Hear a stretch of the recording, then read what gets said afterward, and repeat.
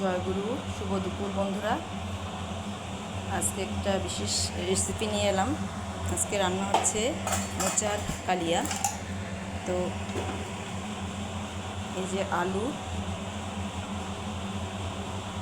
কষে নিয়ে জল দিয়েছি, ঝোল দিয়েছি, মশলা দিয়ে কষে নিয়ে এবার আমি ছাড়ছি মোচার বড়াগুলো। এটাকে মোচার কালিয়া বলা হয়। এই মোচাটা প্রথমে আমি সিদ্ধ করে নিয়েছি, সিদ্ধ করে জলটা ঝরে নিয়ে একটু হাত দিয়ে চটকে বা শিলনোড়াতে একটু চটকে নিতে হয়, একটুখানি আধ বাটা করে নিয়ে চালের গুঁড়ো, বেসন, তারপরে একটু কালো জিরে, লবণ হলুদ পরিমাণ মতো মেখে এই কাটলেটের মতো করে এই সাইজে ভাজতে হয়। ভেজে নিয়ে তারপরে এই যে আলুর তরকারি ঝোলের মধ্যে এটা আমি ছেড়ে দিচ্ছি। এটাকে বলা হয় মোচার কালিয়া। এই যে কাটলেটের মতো সাইজগুলো দেখুন, এটা হচ্ছে মোচার বড়া করে নিয়েছি, এবার ঝোলে ছেড়ে দিলাম।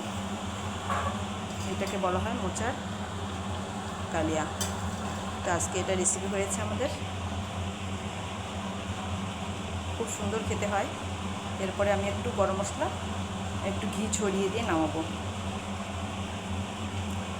জয় গুরু সবাইকে।